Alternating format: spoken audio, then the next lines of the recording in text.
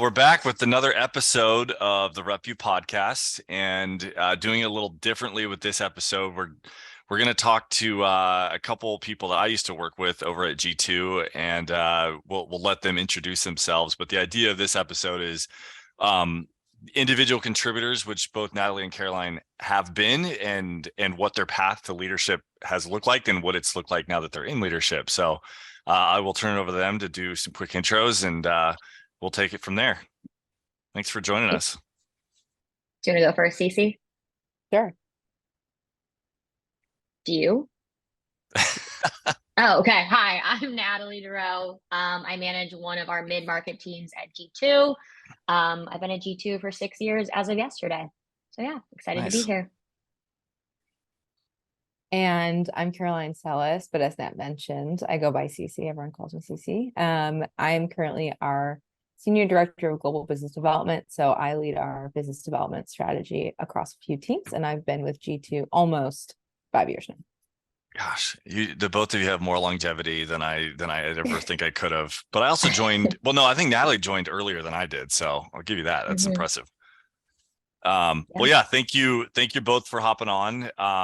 One thing I'm going to say about Cece that really stands out was, and you know this story, but I remember going through like Gong data at G2 and going, gosh, Cece's been here for probably maybe 2 or 3 months at the time, and like had the lowest talk time of any rep at that time. It was like 30%, which was way below what everybody else was. It was probably like 40 or 50, which is, I think, like kind of industry standard. But I always stood out to me, and I remember your answer. I don't know if you remember your answer to that, but I do.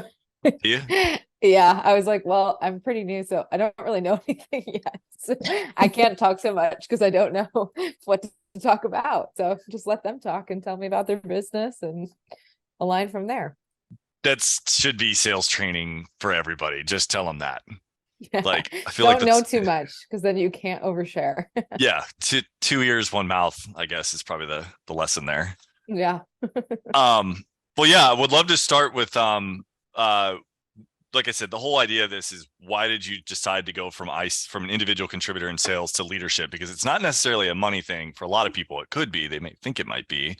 But maybe we start with you, Cece, and you answer, what kind of sparked why you considered leadership versus potentially just staying as an IC. Yeah, I think there's a couple things. One, when I was an IC and I was helping other folks, so like we can probably get into this at some point, but helping BDRs with messaging, I got more satisfaction out of their wins than my own wins. So I think like folks who are leaders, like truly leaders and not like managers, usually derive more satisfaction from helping other people win. And that just gives like them that warm and fuzzy side.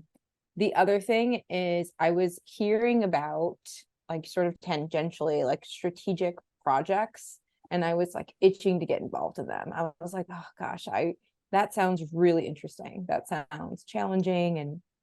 And yeah, so I think it would have to be like some of the more strategic projects that I wasn't really going to get access to as an IC that I wanted to be involved with as a second part. What do you think drove that? Like, what in your head said, I want to get involved in this? Like, what was driving you towards that? I think those sort of projects, it feels like you can have a wider impact. Like, okay, they're working on something that would help everyone on the sales floor be 2% more productive, which is more than makes up for even if I was a killer rep. So I think it was like wider reach. And then the other piece, like the cross-functional part, like as an IC, in my experience, I just wasn't super cross-functional. And I was like, okay, what do those product people do? Like, I don't even know what they do. What do the like sales ops people do? And yeah, getting to get familiar with their roles and how like the levers on every different team, if you coordinate, can drive a lot of impacts. I think that was it. Yeah, that's good. What about you, Natalie?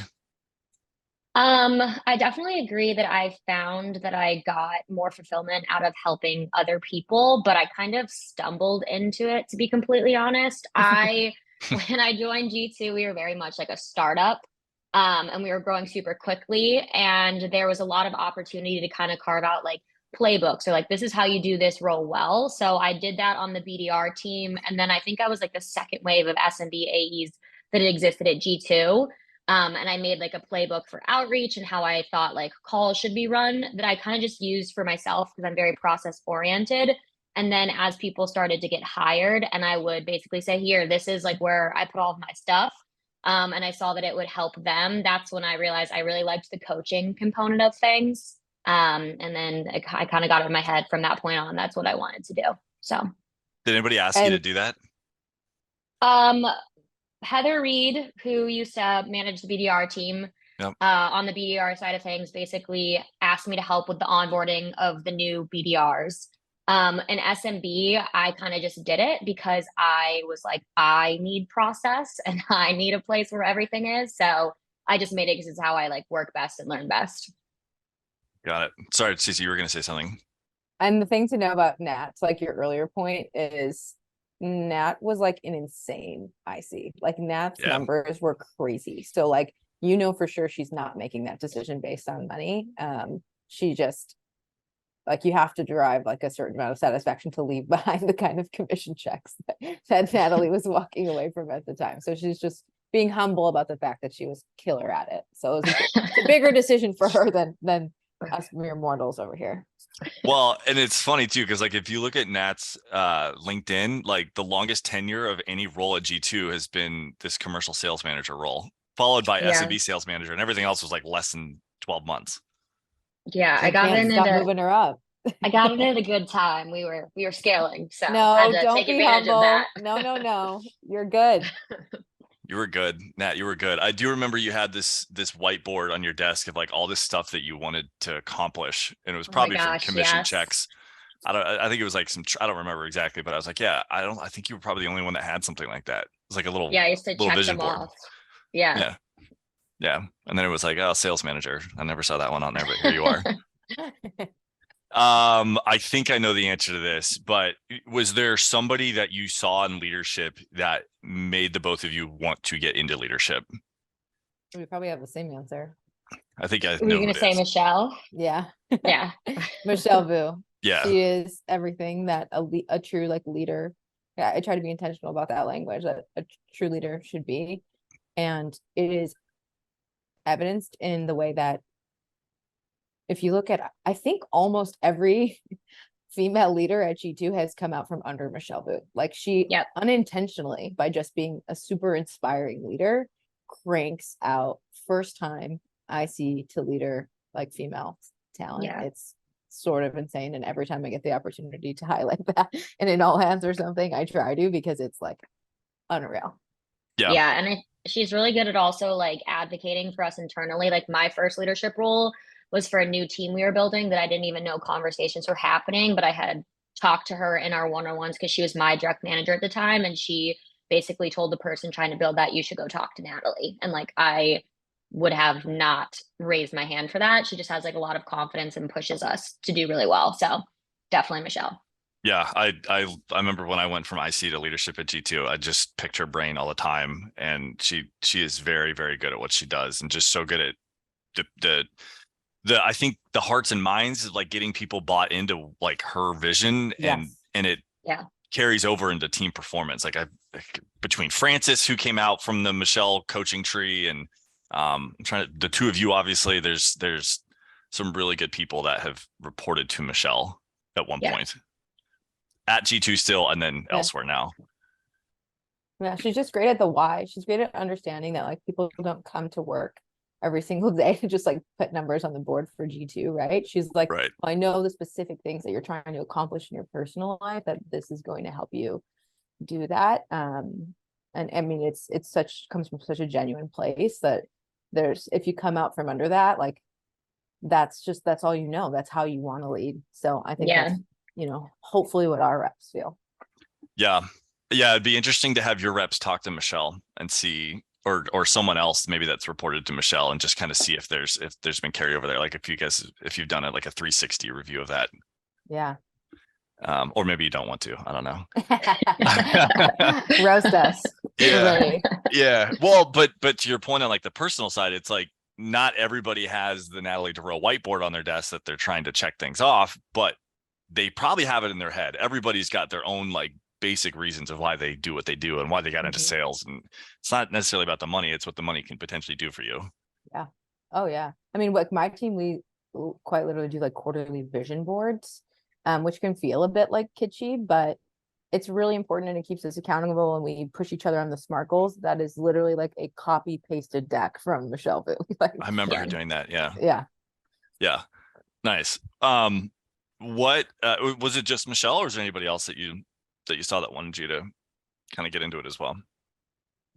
I mean, I think also just for me, Heather Reed, just because she was like my first true boss I ever had, like coming out of college into the corporate world. And I think that she had a lot more faith in me than I had in myself at that point in time. So, I mean, they have very different leadership styles, but I think both were what I needed at the time when I was working under them. And she was the one who kind of set me on the path, being like, you can do these types of things, like, by having me like step up as a leader, like on the first team I was on. So. Yeah. Yeah. Yeah. Heather was great. And she was there at such a like integral time of like launching outbound at scale when it had never been done before. Yeah.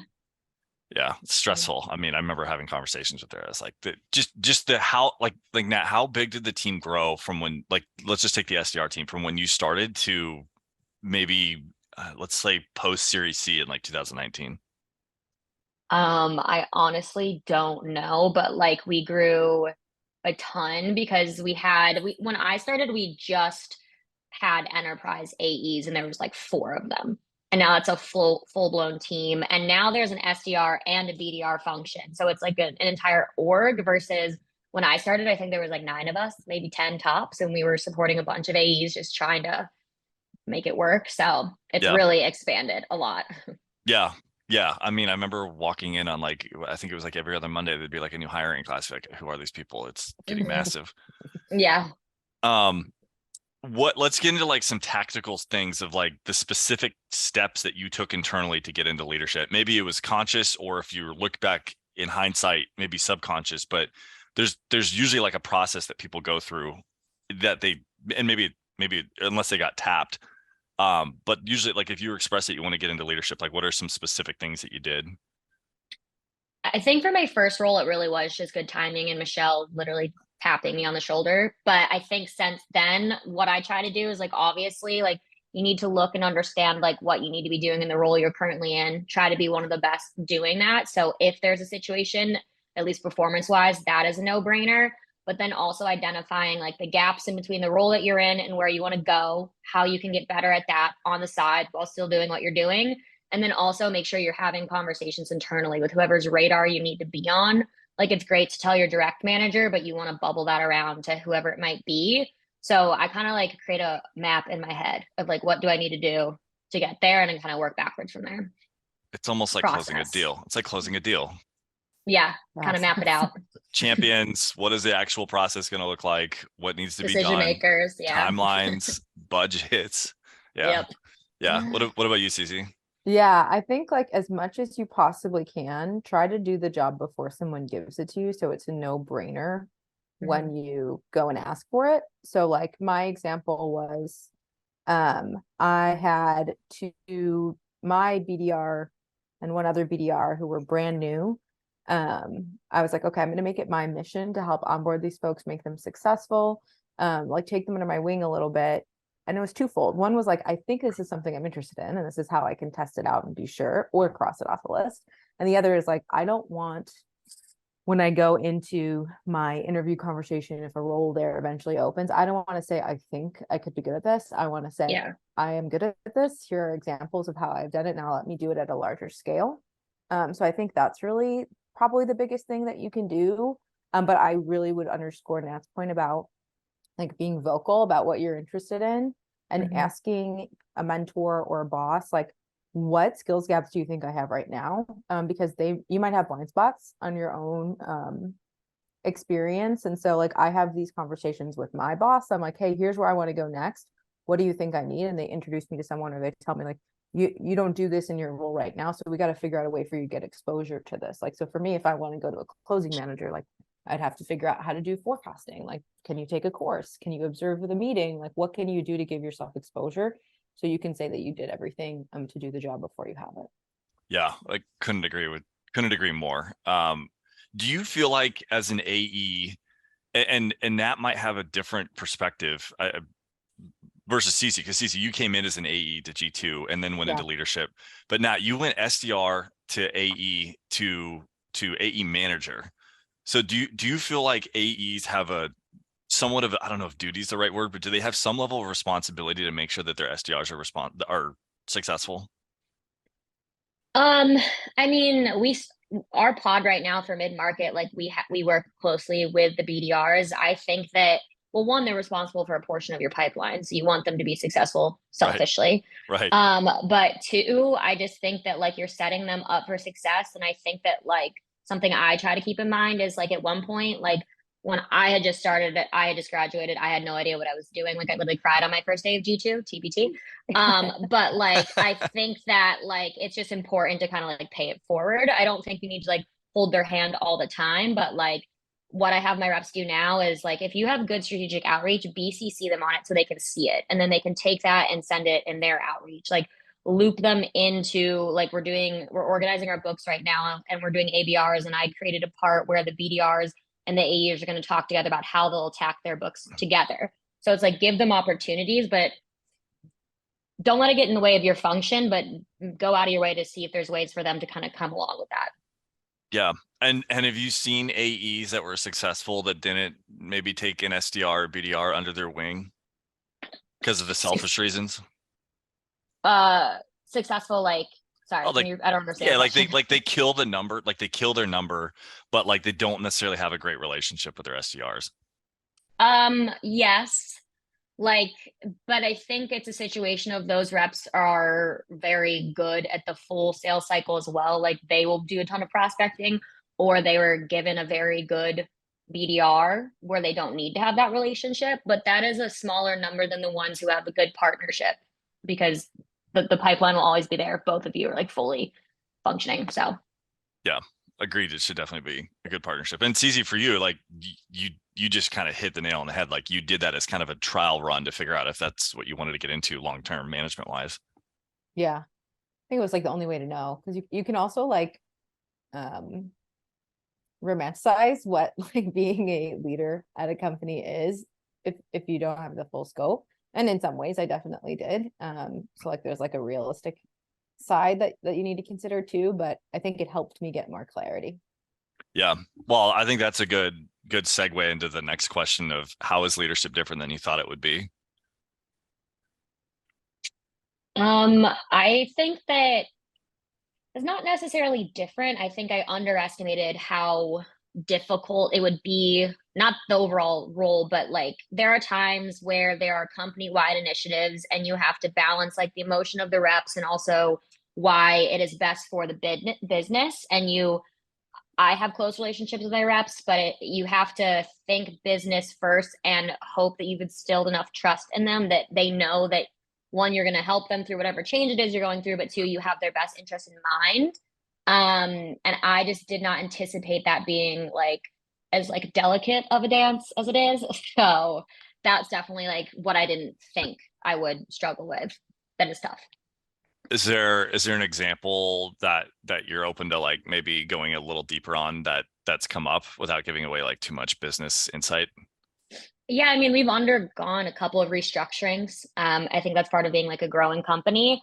And I think anytime that you're leading people who they're impacted, like, and there's a lot of unknowns or you're trying something new for the first time, like people will always revert back to, well, this is how it used to be. That's where I'm comfortable. Why is this happening? Why is this changing? Yep. Some things you can't share with them, some things you can. And it's really like giving them the environment where they feel comfortable to like air that out and then say, you know, okay, we've all talked about this, but together let's move forward and figure out how to navigate this, versus just being like, this is how it is and I don't like, it's not changing, so I don't care how you feel about it. Like I like to try to let them have that. And then at some point though, I do say like we have to move forward and accept like kind of where we're at. So anytime there's change or restructure, that's kind of how I've done it. Yeah, it's a good mature way to do it. What about you, Cece? I think like some of the things I didn't expect was the amount of like reporting and like things like that are just not sexy and not exciting. Like all of the Salesforce work, but it makes you better at like extracting decisions from data. So there's that portion of it. But I think Nat's point is a good one. I think I underestimated how much work I probably needed to put into the way I communicate things and like the responsibility you have as a leader to be a buffer in some situations, or even like, let's say you just had a meeting with your manager and it didn't go well, like kind of needing to shift back into like your leadership mentality. Like, I can't let that affect my team. That does more harm than good. So I think there's like more control of your own emotions and more like tactical communication than I thought. Because I always just figured like, oh, I'm a pretty good communicator, like that'll all be easy. And so I don't know, it required a bit more polish than I think I initially anticipated. And this is a good kind of thinking about this, because you both were in leadership prior to COVID and being remote, and now kind of a permanent remote situation. How do you feel like leadership, like being a remote leader, like Natalie, you're obviously in New York, you've got people in Chicago and elsewhere. How do you feel like being a remote leader is maybe different than when everybody was back in the office? So I was only an in-person leader for 2 months. So there's a part of me that like really hasn't known any different. Yep. But I think that I think you just have to be more intentional with the time that you spend with your team. You obviously don't want like meeting fatigue, but I do try to make it so that my team is meeting enough that one, we're learning from each other, but we also have like relationships with each other. So the structure of my week I've thought about a lot. And I think that also I think the toughest part too is like when we were in person, after I went home, I wasn't slacking. Maybe my boss asking questions. I think now that the line is blurred, I want them to actually log off and enjoy their personal life, but also I don't want to slack at 10 o'clock at night. So it's setting those boundaries too is not something I had anticipated. But again, I have not really known leading outside of it very much. So yeah, the organic cocktails at South Branch aren't there anymore. Just having those conversations. Exactly. What about you, Cece? Is your team remote? We're actually hybrid. And so I was fully in person for a year-ish of leadership and then fully remote. And then now for the past year and a half, we've been hybrid. We go in on Tuesdays and Thursdays. Got it. So how is that? How have you gotten any kickback on being hybrid? Because it's an interesting model. I haven't been a part of it. Yeah. I think some people probably would prefer to be 100% remote. I'm very open about it in our hiring process. This is how we do it. If that works for you, I actually think I get more people who are excited about the prospect of getting the connectivity 2 days a week in office, like Tuesday, Thursday, but still getting the flexibility. I think part of it has to do with, the junior type of role, folks who are looking for that social aspect of the office, maybe more than others. But honestly, for me, I think that totally remote leadership is insanely hard. I think it's really hard to train and develop people in a totally remote environment. We've just been programmed from TikTok, Netflix, 100 other things that when we're on a screen, it's easier to pay attention to something else than if we were in person. And so I try to align team meetings, one-on-ones, trainings to the in-office days, and then over-index on independent work on the from home days. And then once they sort of graduate out of the BD org, there's plenty of fully remote opportunities. But I think it sets G2 up to set a really good foundation of knowledge and learnings, having done a little bit of that in person, and then they can move out of that eventually. Yeah, gosh, I couldn't imagine being 23, 24, 25 and remote. That sounds awful. I get it. With 3 roommates. Yeah, 3 roommates, maybe a couple dogs, feeling like you might need to go to a relative's house to work sometimes, or that's brutal. I can't even imagine. So I have a lot of respect for people that are doing it. Yeah. I think as you maybe mature in your career more, you're like, I love it. Like I can get Totally. laundry done during the day or whatever. What about like, what advice would you give to anybody that's like, hey, I'm debating this. I think I want to do this, but I'm not sure. Like, what advice would you give them? I would say just have conversations with people who have done it. Like you don't know what you don't know. And I think that like also shadowing is also something that I've done. Like, I mean, I guess it's a little different. Like when I was an AE, I would shadow something like up market. I don't know how you could like shadow a leader, but talk to them, try to get involved in like things that they're doing, ask them what they like about it, what they don't like about it. And then identify like kind of what Cece said, like trying to do the job a little bit before you've already done it to give yourself some pseudo experience so you can decide like, oh, actually I really don't like that, or I do. But I'm glad I did it. I like it. So Yeah, longest tenured in a single role. exactly. Sales management. Cece, I think you probably have some similar sentiment, right? Yeah, I would say like get a mentor who is in a role that you would potentially want to be in. Like just get that formal relationship set up. There are plenty of people who are in leadership are usually in it because they enjoy helping and elevating other people. So like it's exactly the kind of person who would probably want to mentor you as you go into your first one. That's also right, like you're building your examples of how you're trying to make yourself a leader before you get the opportunity to do it. And so like that's a great one for your narrative, your story, and your interview process. But more importantly, you know, getting the insight that person might offer, and then that person becomes really valuable when you get into your first leadership role too. So like, not that this is entirely an episode about Michelle Vu, but like the first time I had to have a difficult conversation, I literally role played it with her. Like I was like, okay, I'm gonna have to put someone on a PIP, so we're gonna have to talk through this because I'm scared to do it. Like that person becomes your trust tree, your advisor along the way, so they can help you get insight. You can understand the skills gaps that you have, and then if the relationship is good and continues, then it becomes you know, one of your tools in your toolbox when you first start. Yeah, gosh, and having somebody that you used to report to be now almost like she's a peer at this point. Having that is just so big because you have this trusted relationship that you can go to. Yeah. What about like because I think the wave of leadership now is going to be so, yeah, agreed. So let's think about like the next wave of potential leaders. How do you identify them, and what are the strengths that they might need that maybe, you know, 3 or 4 years ago when you were both going into leadership it wasn't necessarily as important as maybe something else now? I don't know if it necessarily wasn't as important then as it is now, but I think just like emotional intelligence in general, like I think that you need to be able to work well with a lot of different personality types. I think you need to be able to manage your emotional reaction to things and like not really stray the path, like when you're presenting information back to your team.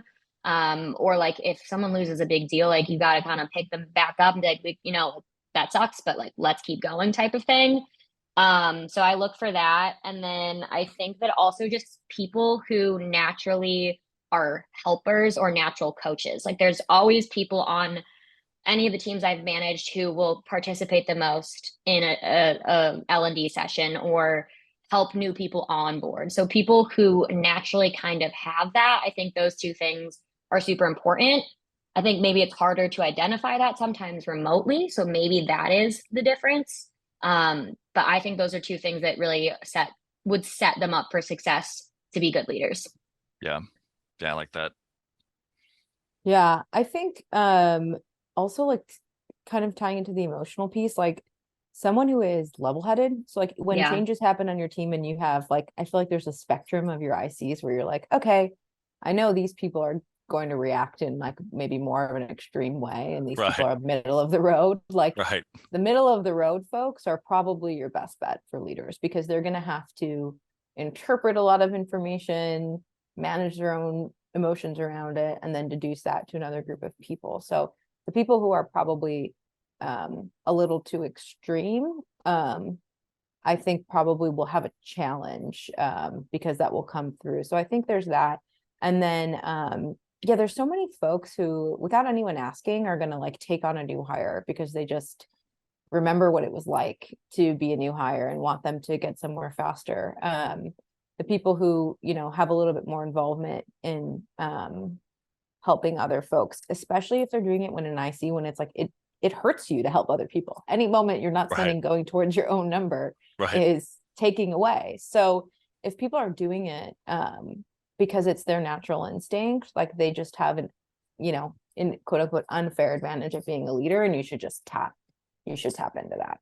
So yeah, and that got me thinking about something else, because you talked about extremity, you talked about time management, both like somebody that's on the extreme and somebody that's like, hey, every minute that I spend not selling is a minute I'm not selling, probably isn't the best leader, which also is like this age-old debate of like, should the top rep be a leader?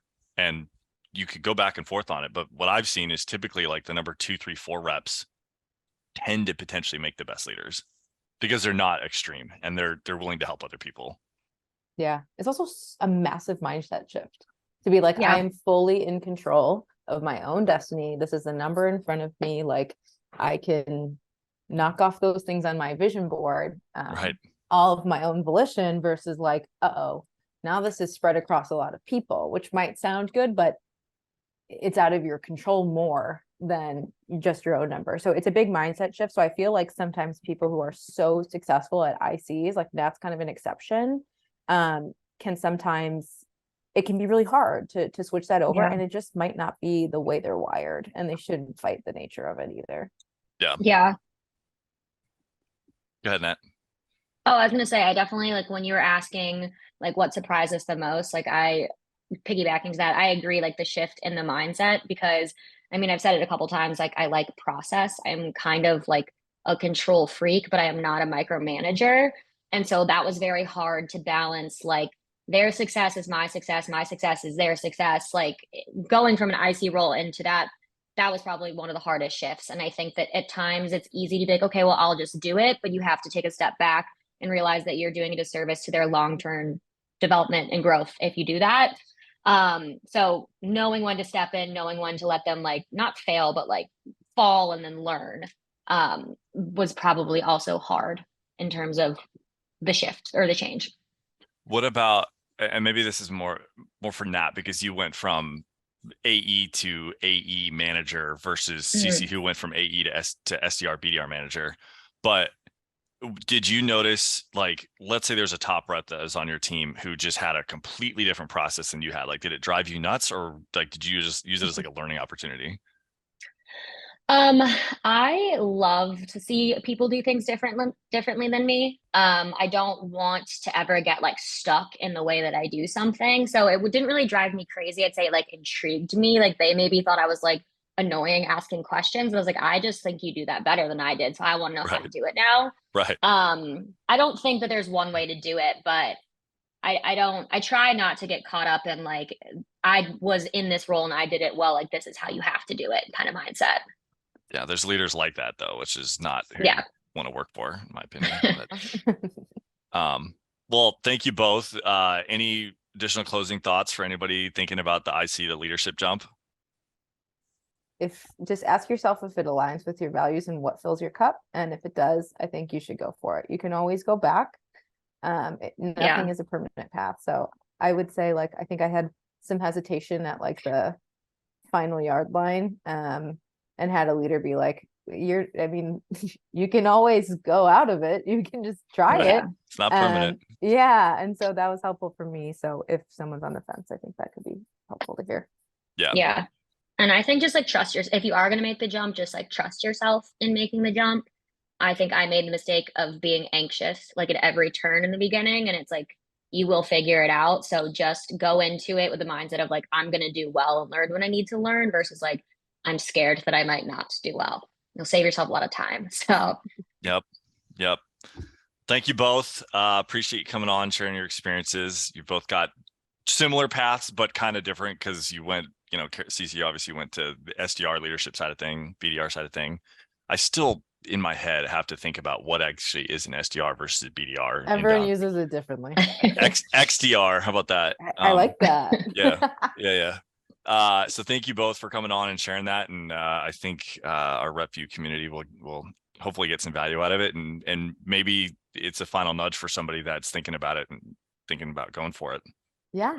Yeah. Thanks for having us. Yeah. Thank you both. Good to see you. You too. Bye.